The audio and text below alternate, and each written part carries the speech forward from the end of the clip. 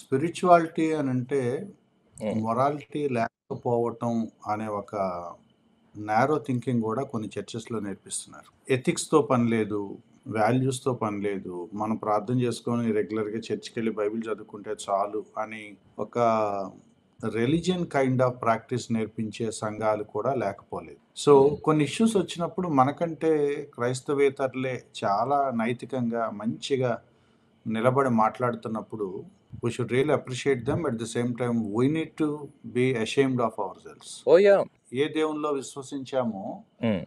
ఆ దేవుని పోలి నడుచుకోవాలనుకున్నప్పుడు, ఆ నైతిక ప్రమాణాలు మన దగ్గర ఎందుకు లేవు అనేది ఎప్పటికప్పుడు మనం చెక్ చేసుకోవాల్సిన అవసరం ఉంది. కరెక్ట్. సంఘం ముందున్నటువంటి పెద్ద ఛాలెంజ్ ఏంటి అనంటే ఆహ్, ఇదే. ఆహ్, ఇతరులు చూపేటువంటి క్రీస్తు తెలవని వాళ్ళు చూపేటువంటి నైతిక విలువలు క్రీస్తును మోస్తా ఉన్నామని చెప్పుకునేటువంటి క్రైస్తవులు చూపలేకపోవడం. జనరల్‌గా అంటే చాలా చోట్ల నేను ఒక స్టేట్‌మెంట్ వింటా ఉంటాను జానీ. ఐ వాంట్ టు హ్మ్. Bring that statement here. ఏంటనంటే, బ్రదర్ నేను బాగా రోజు బైబిల్ చదువుతూ ఉంటున్నాను. ప్రార్థన చేసుకుంటూ ఉంటున్నాను. ఈ యూజువల్ స్టేట్‌మెంట్ ఉంటది కదా! ఇప్పుడు వాళ్ళని మనం కొంచెం తొవ్వి, వాళ్ళు బైబిల్ చదివేదేంటి? లేపోతే వాళ్ళు ప్రార్థన చేసేదేంటి? అన్నది ఆలోచిస్తే మీరిప్పుడు ఏది రిఫర్ చేస్తున్నారో అదే జరుగుతా ఉంటది. హ్మ్. ఏంటంటే వాళ్ళు అబద్ధం ఆడట్ల. బైబిల్ చదువుతున్నారు. వాళ్ళేమో అబద్ధం ఆడట్ల. They are reading Bible. కానీ వాళ్ళు బైబిల్ చదవటానికి వాళ్ళ లైఫ్‌కి ఏం సంబంధం లేదసల. హ్మ్.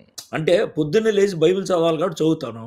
ఆ తర్వాత నీ జీవితాన్ని నువ్వు జీవించుకుంటూ ఎళ్ళిపోతున్నావు. హ్మ్. అంటే చదివినటువంటి వర్డ్ ఆఫ్ గాడ్ అనేది నీ యొక్క థింకింగ్ లెవెల్‌లో, నీ యొక్క ఎగ్జిక్యూషన్ లెవెల్‌లోకి, నీ యొక్క లైఫ్ స్టైల్‌లోకి అది రాకపోతే, ఆ బైబిల్ చదవటం అనే దాన్ని బట్టి వచ్చిన లాభం ఏంటి?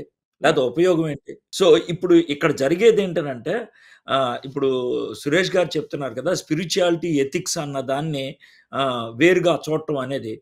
ఇప్పుడు నీ స్పిరిచ్యుయాలిటీ ఎథిక్స్‌లో కనబడకపోతే గనక, is that spirituality first of all?